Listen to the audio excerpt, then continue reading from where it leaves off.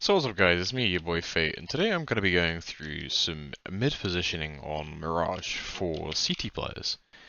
So this will be going over the sort of very normalized concept of one connector, one short, and one window.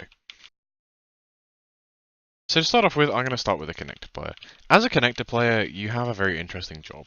You have to juggle between watching a palace, if it's not smoked and your teammates sort of anchoring towards ramp as they normally do, or holding underpass, and also assisting the window and short player.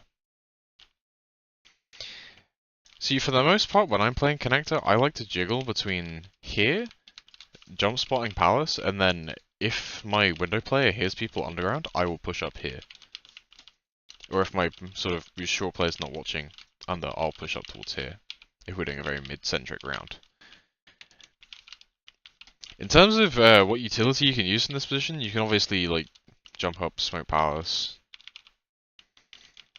You can also help your team by your CT player by smoking ramp. That wasn't a good one. The hell? There we go. You help your teammate by like smoking ramp. But in general, you want to sort of stick to this sort of jungly area, right? Because you want to be able to assist your teammate if they come flying out palace or just like A in general. You want to be holding this connector area to help to support your teammates inside of mid itself. But in general, you just want to be a very versatile player. You want to be able to sort of quickly change priorities. In terms of what other utility you can also use your smoke towards connector and play the sort of very normalized one way towards either top mid or underpass. If you're going to be leaving your window player for a long time, what you could do is you could just drop a molly into under and then move back towards A itself. Which is honestly something I found myself doing quite a lot. Is a case of like, if I'm going to be leaving the connector area to support my A player a bit more, I'll molly under and I'll just leave it. Other things you can do is you can flash over the top of connector. Not a lot of people realize you can do this at sort of mid to low ranks. So you can flash over the top of connector, which is a great flash for people like holding here. Because for the most part, those watching bottom con, and then bam, they're blind, which means that your window player can peek, your short player can sort of take contact.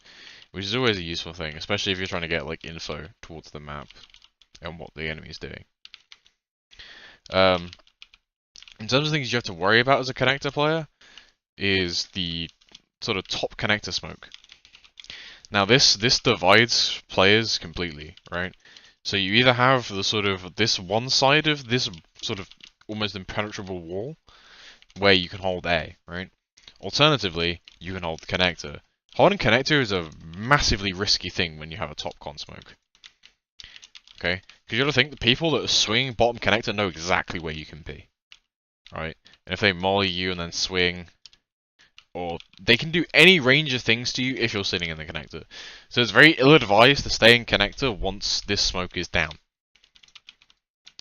So for the most part, when I see this smoke, when I hear this smoke come down, I'm out of connector. Like that, and I'm instantly going back to sort of play a more defensive position in jungle.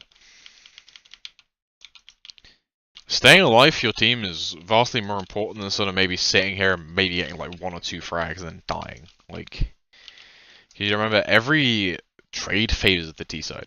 If the T's have even numbers, then it's technically slightly T favored. Because of the nature of the 2 bomb sites. Now, moving on to the short player. Now, as a short player, you get a lot of info, okay? Early round, you can sit next to here, and you can hear T's running from literally here. Like, this is the point where T's start walking, but if they make a step beyond that, you can hear it from here. Which means that you're able to hear the rush, you can throw a Molotov, you can throw an HE in there. You can do any manner of things to prevent a rush from this position right here. You can hear it coming, and then you can molly into it. Alternatively, you can hear people below you and under, and you can either call to the connector player to molly, as I showed before, or you can do it yourself. It's honestly, short is such a versatile position early round, because you get all of this info just from playing just right here. I don't recommend playing here. Like, so some people that play here, which means like, yeah, you can hear more people in apps, but at the same time, I think it limits your hearing for underpass. Like here, it's much easier to distinguish underpass because it's directly below you, compared to apps, which is above and to the left. Like, it's much easier to distinguish the sounds between it. Whereas here, it's just all ahead of you.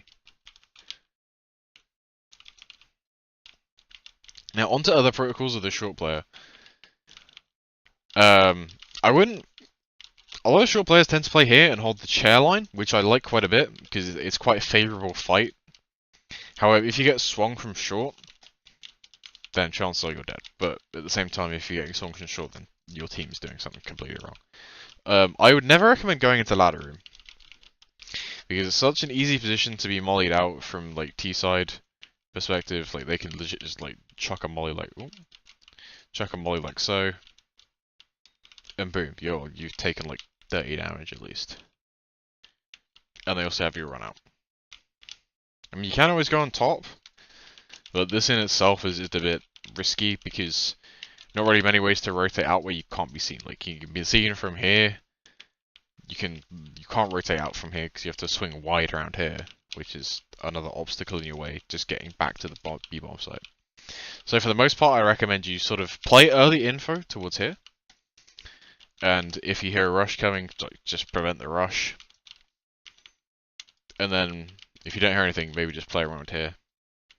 Because I feel like this is a very favourable fight to take 9 times out of 10. If you're feeling adventurous, what you can do is you can pop a smoke like that, which prevents vision from top mid, and you can hold underpass like this. Or you can jump over it, and you can peek right side top boxes, or if you're feeling insane, you can just jump on top and take fights like this.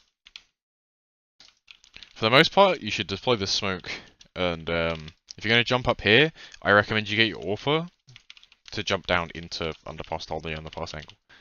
Because this is a very powerful position, especially if you get like your connector player on board with it as well, like playing Brown Bear, and you can jump on top of here, and then you have both sides of the top boxes covered. Which is an incredibly useful asset for CT side. In terms of like Molotov utilities, I don't recommend you molly underpass or apps. I recommend you save it for an after plant, like a retake rather. I mean, unless you're desperate to flush out the top mid player. But I don't recommend you use like these mollies proactively. I recommend you use them reactively. The connector player should be using their mollies like proactively rather than reactively, which basically means that they just throw their mollies without provocation. Like, you can molly there, you can molly palace, feeling it, you can molly ramp. But yeah, the connector player is much more of a aggro with their utility. Because there's a lot more that they can do with it, with this, like, confined space, as it were. Like, there's so many, like, more uses for their utility than a short player. The short, or rather, proactive uses for utility than the short player. Whereas the short player has so many more reactive uses, like the fucking molly into apps here upon hearing the rush, or the molly into underpass upon hearing underpass steps, or like molly connector. They're like, if you see a smoke down short, you can just molly connector, and you basically denied an A split. Like, there are just so many like useful utility, reactive utility plays you can make from short. It's incredibly useful.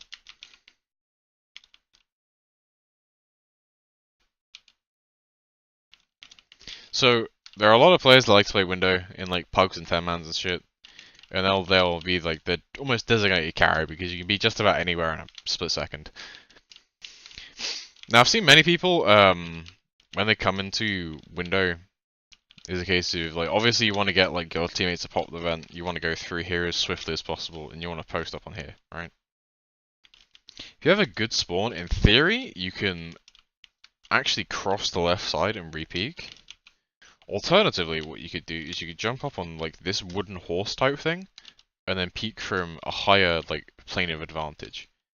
Because basically what this does is, if I go from the top mid perspective, okay, you're aiming about here, okay. Suddenly someone's peeking from up here. The best you're going to be able to do without flicking is a leg shot. All right, you'll be able to hit them in the like the top mid guy will be able to hit you in the foot, and that's about it. So if you peek like this, you've made like the shot much harder for the enemy to hit. In terms of like util usage, like you can obviously like molly your underpass. If you're feeling it, you can like molly top mid and then just hold it. I kind of failed that because I was standing in the wall. If your action time is feeling insane, you can actually molly off a window smoke.